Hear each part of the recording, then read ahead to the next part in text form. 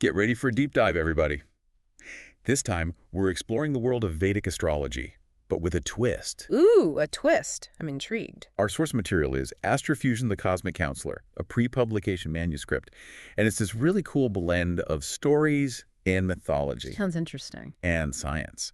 We're going to see how the author, Bishal Ghimire, who's both a software developer and a practicing astrologer, uses this unique approach to make ancient wisdom relevant, even for a modern scientific audience. You know, folks like yourself. Oh, that's a fascinating combination. A software developer and an astrologer. Okay, I'm definitely interested to hear more about this AstroFusion idea. Right. You don't see that every day. So are you ready to explore how planets, myths, and the human experience, all connect? Absolutely. I'm all in. Awesome. Let's jump right in. The book centers around a guy named Soham. He's our kind of protagonist, and we follow him on his journey through Vedic astrology. Okay. But this isn't your typical, here's your birth chart and that's it type of story. Oh, good. I was hoping it wouldn't be. No. There's so much more. Ghimire explores some really deep stuff, like planetary remedies, the quest for immortality, Whoa. and even the possibility of aliens influencing ancient civilizations. Wait, really? Aliens? You'll have to read to find out. But yeah, he weaves all these things together: mythology, personal stories, scientific exploration. It's a very creative approach. Right. It's not just about presenting those astrological concepts. Yeah. It's about how those concepts actually intersect with real human experiences. Yeah, that makes it so much more engaging and relatable, I think. Totally. And the story kicks off with Soham's introduction to astrology, starting with Jupiter, the planet of wisdom, expansion, good fortune, all that good stuff. Right. Jupiter's like the cosmic Santa Claus, bringing those good vibes. Yeah.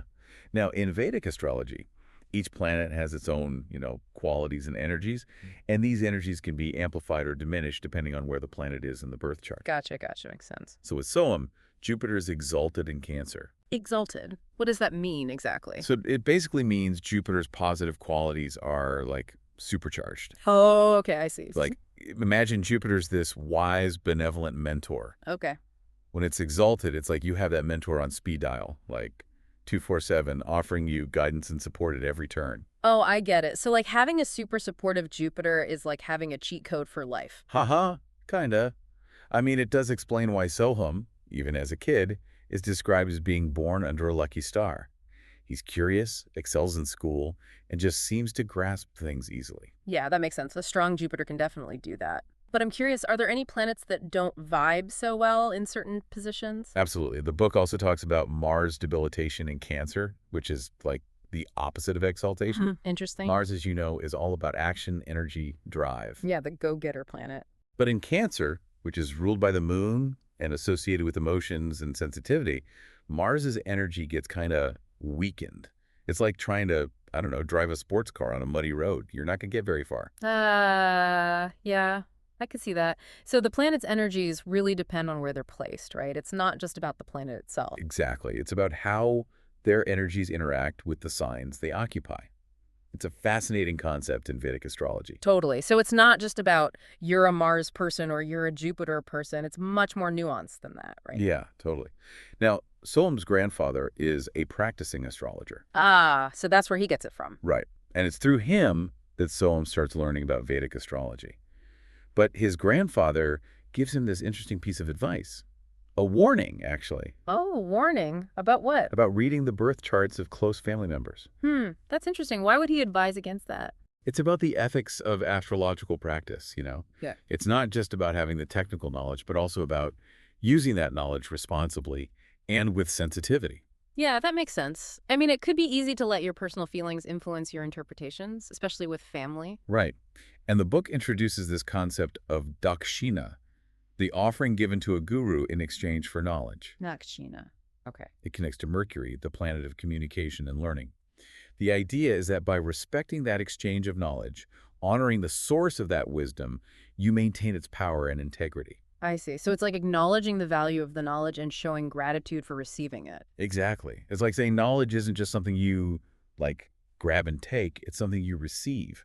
And then you have a responsibility to use it wisely and ethically. Yeah, that's a really important point. I can see how that would apply to any field, not just astrology. Yeah, I think so too. But, okay, even with his grandfather's warning, Soham can't resist the temptation to dive into his own birth chart. Haha. Of course not. It's like telling someone not to peek at their birthday presents. Exactly. He's especially interested in his nakshatra kritika. Okay, so for those of us who might not be familiar with nakshatras, can you give a quick reminder? What are they again? Sure, nakshatras are like smaller divisions of the zodiac. Ah, okay, like mini zodiacs. Yeah, they provide deeper insights into personality and destiny. Each nakshatra is associated with a specific myth, a deity, and a set of qualities. Oh, that's cool. So it's like having even more detail about your astrological makeup. Exactly. And in Soham's case, his nakshatra kritika is connected to Kartikeya. Kartikeya? Wasn't he like a warrior god? Yeah, Kartikeya was born from the flames of Agni, the fire god, and nurtured by the stars of Kritika. He was destined to defeat a demon named Taraka, who could only be killed by a son of Shiva. Oh, wow. That's intense. Right, but here's the thing. Shiva and Parvati were cursed and couldn't have kids. Oh, no. So how was Kartikeya even born? That's where the myth gets really interesting. Shiva's seed filled to earth, but it was so powerful, no earthly vessel could contain it. Wow. So Agni, the fire god, took it into himself, and from his flames, boom, Kartikeya was born. Whoa, that's an epic birth story. Talk about entering the world with a bang. Seriously. So Soham's nakshatra links him to this powerful myth, this cosmic drama.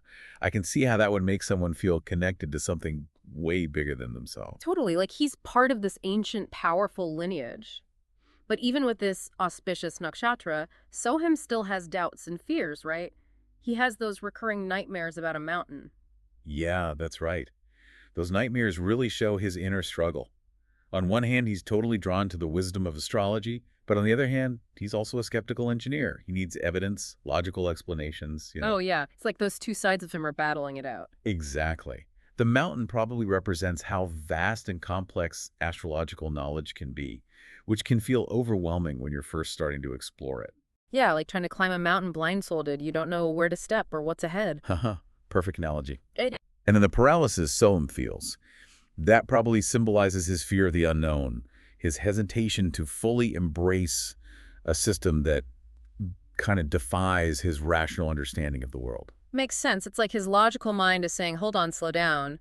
But his intuition is pulling him towards this ancient wisdom. Totally. But Soham's scientific background actually becomes a driving force in how he explores astrology. Oh, how so? He starts applying his engineering skills, looking for patterns, correlations to try to understand how this ancient system works on a deeper level. Ah, that's fascinating. So he's not throwing science out the window. He's using it to make sense of astrology. Exactly. That's where AstroFusion comes in. It's not about rejecting science or blindly believing things.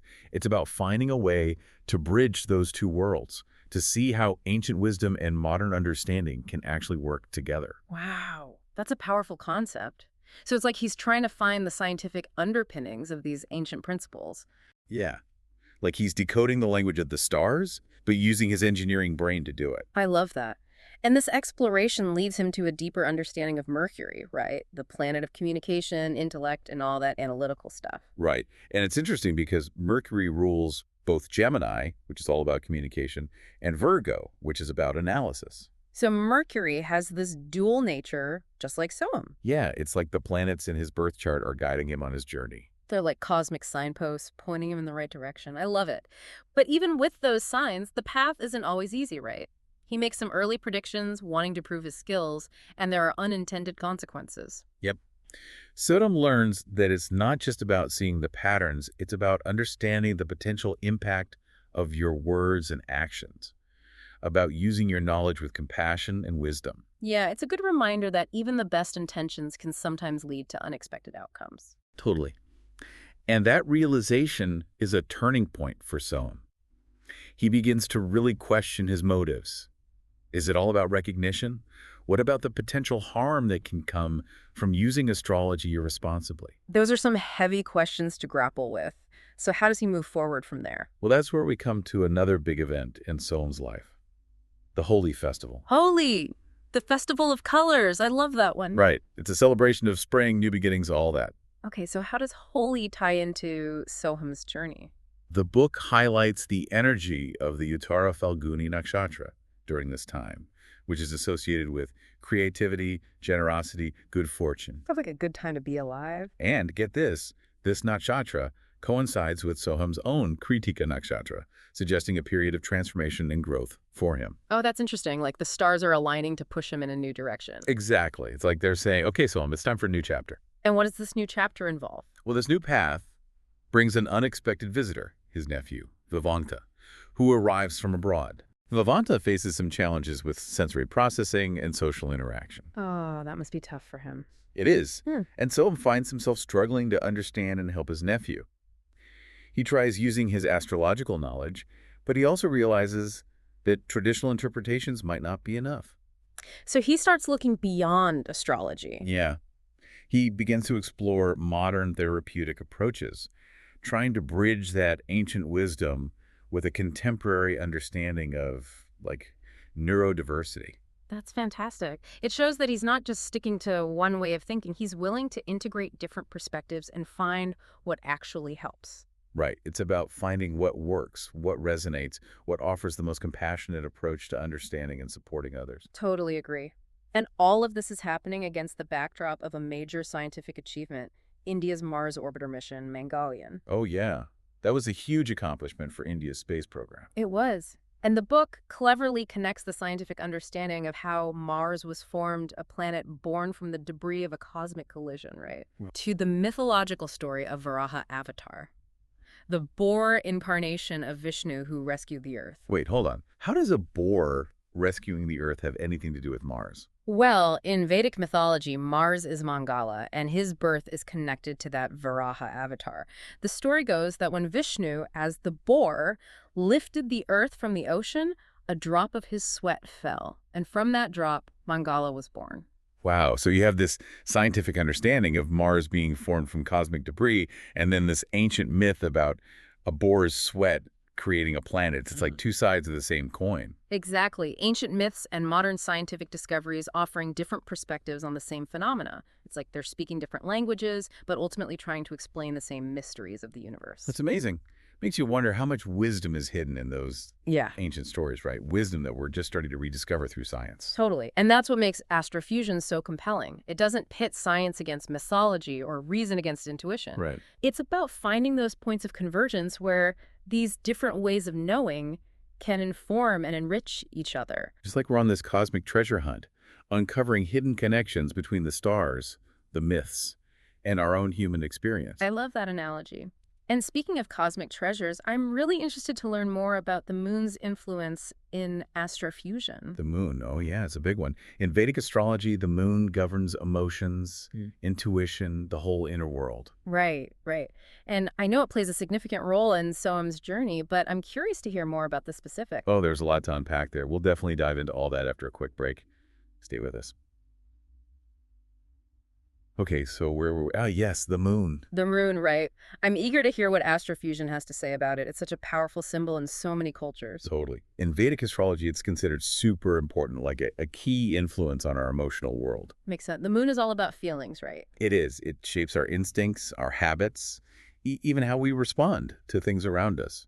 And the book dives into this by exploring the myth of Chandra, the moon god, and his 27 wives, the nakshatras. Wait, 27 wives? That's a lot of wives. Right. Okay, quick recap on the nakshatras. Remember, they're those smaller constellations within the zodiac. Yeah, like little pockets of energy within each sign. Right, and each nakshatra has specific qualities and a corresponding deity. Gotcha. Now, the myth tells us that Chandra, even with all those wives, favored Rohini above all others. Oh no, playing favorites never ends well. It really doesn't. And this cosmic favoritism caused a major imbalance.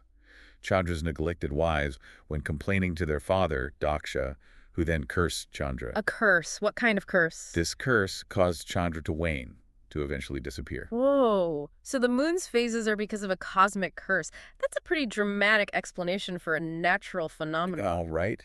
It's such a cool way to explain it, though. Totally. But wait, if the moon disappeared, how did it come back? Divine intervention, of course. Through, like, appeasements and offerings, the curse got modified. Modified. Yeah. So instead of disappearing completely, Chandra was allowed to wax and wane. You know, Oh. symbolizing that cyclical nature of life, emotions, even creation. I see. So it's not just a story, it's a metaphor, right? It's saying that balance is essential. Exactly. Chandra couldn't distribute his love equally. He was too attached to Rohini, and that caused disruption. Right, like neglecting certain parts of ourselves, our relationships, can lead to problems. Totally. Just like the moon needs both waxing and waning phases, we need balance in our lives too. That's a really powerful message. So, the book also talks about practical remedies for strengthening the moon's influence in our lives, right? What are some examples of those?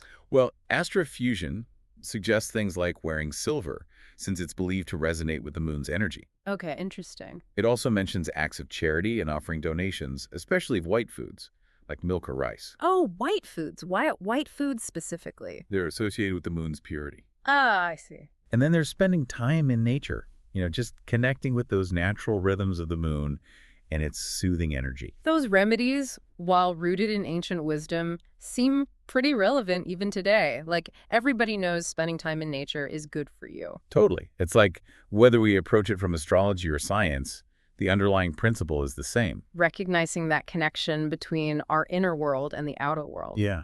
And finding ways to restore balance and harmony. Love it. Now, we were talking about the moon governing those natural rhythms of life, the ebb and flow of energy. Right. The book mentions Shukla Paksha and Krishna Paksha. I'm a little fuzzy on those terms. What do they mean again? Think of it like the two halves of the lunar month. Okay. So Shukla Paksha is from the new moon to the full moon. Okay. It's when the light's increasing, associated with growth, new beginnings. New beginnings. It's considered an auspicious time for, starting new projects, making big decisions, things that require, outward energy and initiative. So if I'm launching a new business or starting a new relationship, Shukla Paksha would be the time to go for it. Exactly. It's like you're riding that wave of the moon's increasing energy, using its momentum to push things forward. I like that. And what about Krishna Paksha? What's that all about? Krishna Paksha is the opposite. Full moon to new moon. Okay. It's a time of decreasing light, more about introspection, reflection, completion, letting go. Ah, so it's more about turning inward. Exactly. It's a time to finish things up, release what no longer serves you, and kind of prepare for the next cycle of growth. So if Shukla Paksha is the inhale, Krishna Paksha is the exhale. Exactly. It's that time to integrate the experiences from the previous cycle and get ready for what's next. That makes so much sense. Understanding these lunar phases, these natural rhythms, can help us make smarter choices about when to take action and when to, chill. Exactly. It's a very practical way to apply this astrological knowledge. But Soham's journey also takes him through some tougher stuff, like when he encounters the influence of Saturn. Saturn, that's the planet everyone associates with, bad luck and tough times, right? Yeah, people often think of Saturn as a planet of misfortune and hardship. Right. But Vedic astrology actually sees it as a teacher, a disciplinarian. A disciplinarian. Yeah, Saturn's the one who helps us confront our limitations, learn from our past actions. Ah, so it's more about tough love. Exactly. It's about growth through challenges. And this is where things get more serious in Soham's story, right? Yeah. Remember that tragic train accident we mentioned earlier? The one that killed his parents? Yeah, that was so sad. Well, the book connects it to a prediction his grandfather made. A warning about a major event in northern India. Wow, that's heavy stuff. So this incident raises questions about fate, free will, even the responsibility that comes with knowing astrology. It does. So Soham struggles with his grief, his skepticism, and also, the accuracy of that prediction. Yeah, how do you reconcile a tragedy like that with, your understanding of the stars? It's a lot to process. It is. So Soham tries to analyze it logically. He uses his engineering mind to understand the probabilities. Okay. And he realizes that while his grandfather's prediction was accurate, it wasn't statistically unique. What does that mean? Given all the train accidents that happen, the probability of something like that happening somewhere in India was actually pretty high. Ah, I see. So it's not like his grandfather predicted that specific accident. It was more like a general warning about a potential for something like that to occur. Exactly. So Soham starts to see that astrology isn't about predicting the future with 100% certainty. Okay. It's about understanding the patterns, the probabilities, the potential challenges that we might face. That's a much more nuanced way of looking at it. So it's like astrology can give us a heads up about what might happen, but it doesn't dictate our fate. Exactly. And this realization leads him to a deeper understanding of Saturn's influence. Okay, I'm curious about that. If Saturn's not about punishing us, what is it about? It's about learning from those tough experiences, about growing, becoming more resilient, more responsible for our choices. So Saturn's lessons, even though they're difficult, are ultimately designed to help us evolve and become better versions of ourselves. Exactly. And this new understanding of Saturn starts to show up in Soham's life. Oh, He becomes more disciplined, more structured, more aware of the consequences of his actions. so even those challenging planetary influences can lead to positive transformation if we're willing to learn from them. Totally. And that brings us to a super mind-bending part of Soham's journey, his encounter with the concept of the multiverse. The multiverse, oh, this is where it gets really interesting. The idea of infinite parallel realities existing simultaneously, right? Yes, it challenges everything Soham thought he knew about reality. How does AstroFusion introduce this concept, you ask? I am. It starts with Soham getting fascinated by this story about Kagusundi. Kagusundi, who's that? He's a crow. A crow. But this isn't just any ordinary crow. Kagbusundi can travel between different timelines and witness countless versions of reality. Whoa, a time-traveling crow. Okay, I'm hooked. Right. He even tells all these different versions of the Ramayana, the epic Hindu tale. So it's saying that even stories we think we know can have multiple interpretations and outcomes. Exactly. It's not just about parallel universes. It's about the idea that even in this reality, there are multiple perspectives and possibilities. Oh, that kind of blows your mind a little, doesn't it? Totally. And this totally challenges Soam's very linear scientific worldview. Yeah, it makes you question everything you thought you knew about how the world works. Right. He starts to consider that reality might be far more complex and interconnected than he ever imagined. So how does this new perspective on reality affect him? Does he, like, go full conspiracy theorist? Well, he starts exploring some ideas that many people might consider out there. Oh, like what? He gets super into investigating ancient myths and texts, looking for clues about advanced civilizations, maybe even extraterrestrial contact. Aliens. I knew he couldn't resist that rabbit hole. He becomes fascinated by the Vimanas, those flying machines described in ancient Indian texts, and wonders if they were advanced technology, maybe even vehicles from other worlds. It's so cool that he's willing to entertain those possibilities, you know? Most people would just dismiss them as crazy talk. He even starts looking at the architectural similarities between ancient structures all over the world. The pyramids in Egypt, the temples in Mesoamerica, the ziggurats in Mesopotamia. Yeah, there are some striking similarities there. He wonders if there could be a common source of inspiration, maybe even, like you said, an extraterrestrial influence. That's a bold idea. It's like he's piecing together this giant puzzle using ancient myths, modern science, and his own intuition as clues. Exactly. He's on a quest to uncover hidden truths, connect the dots between ancient wisdom, modern science, and the mysteries of the cosmos. I love how he's embracing that sense of wonder and possibility. It's contagious. Totally. And this brings him to a deeper understanding of Rahu and Ketu, those shadow planets in Vedic astrology. Oh, yes. The shadow planets, we haven't talked about them yet. So first things first, what exactly are shadow planets? Are they like actual planets? That's a great question. So in Vedic astrology, Rahu and Ketu aren't physical celestial bodies like the other planets. Okay. They're points in space that represent where the moon's orbit intersects with the sun's path. Oh, I see. So they're like points of intersection, but not actual planets. Right. And they're called shadow planets because they don't have a physical form, but their influence is definitely felt in our lives. It's like they're invisible forces shaping our experiences, our desires, even our karmic path. Exactly. Understanding their influence can help us navigate those life challenges, make better choices, and evolve on a deeper, more soul level. That makes sense. So tell me about the story of how Rahu and Ketu came to be. I vaguely remember something about a demon trying to steal the nectar of immortality. Yes, that's the myth. It tells us that during the churning of the cosmic ocean, the devas, the gods, and the asuras, the demons, were working together. Working together. That's unusual. I know, right? But they had this common goal, extracting the nectar of immortality, Amrita.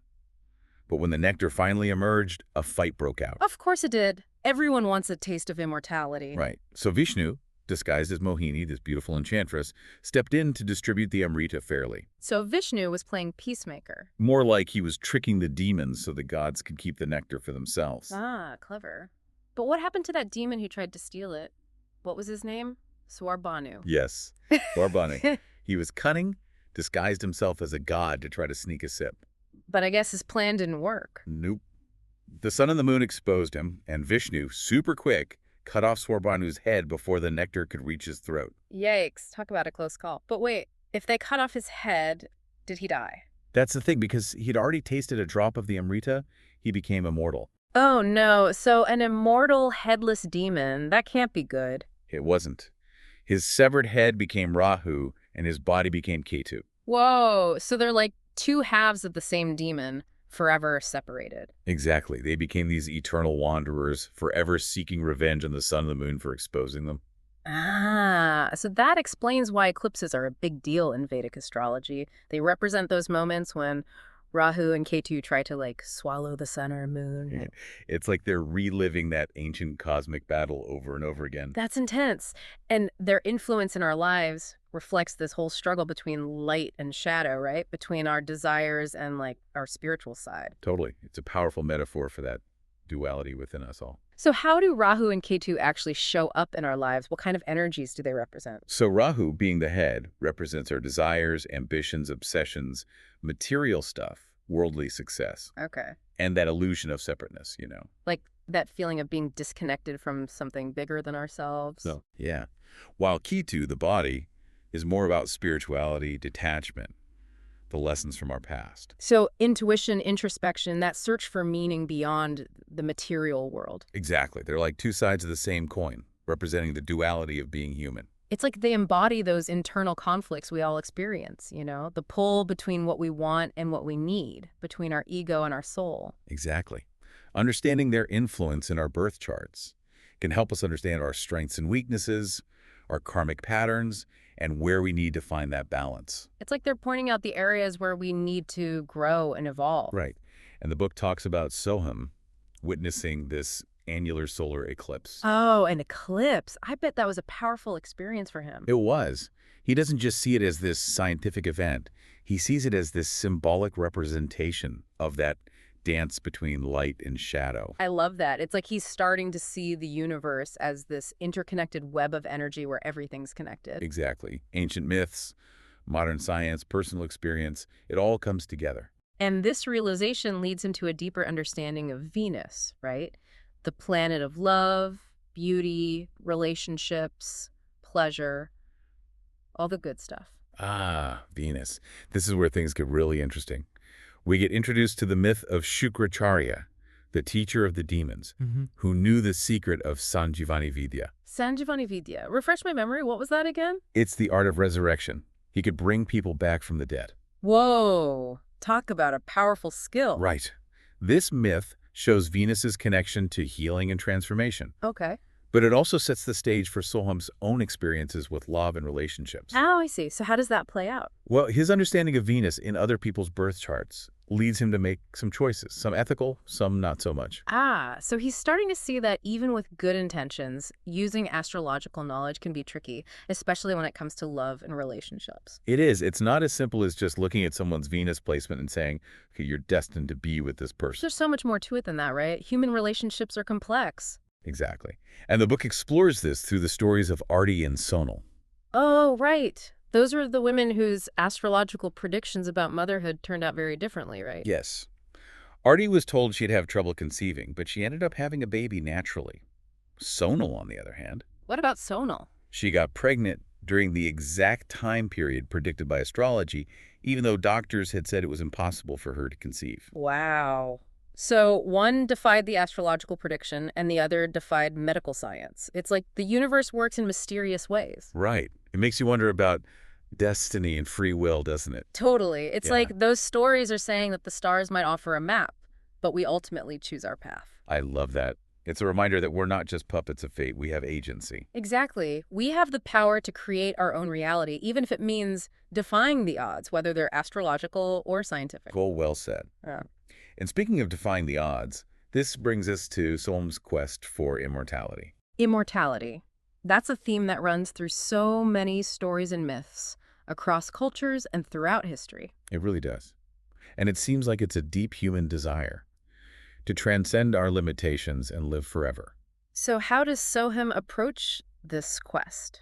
Well, he explores it from all angles. Oh. He looks at modern science and technology, like the work of those futurists who believe we'll soon be able to like upload our consciousness and live forever digitally. Right, the whole transhumanism thing. So he's not just interested in living longer, he's exploring the different ways immortality could be achieved, right? Exactly.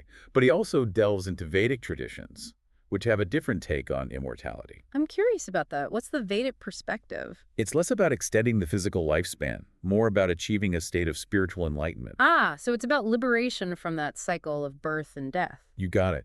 It's a concept that pops up in many spiritual traditions. Mm. The idea that our true essence isn't limited to the physical body. So true immortality isn't about living forever in the physical world. It's about realizing that we're already part of something eternal. Exactly. It's about merging with that universal consciousness, that source of all being. Wow, that's a profound way of looking at it. And this quest leads Soham to Mount Kailash, right? The sacred abode of Shiva. It does. It's like he's on this pilgrimage, not just to a physical place, but also to the depths of his own being. That's a beautiful way to put it.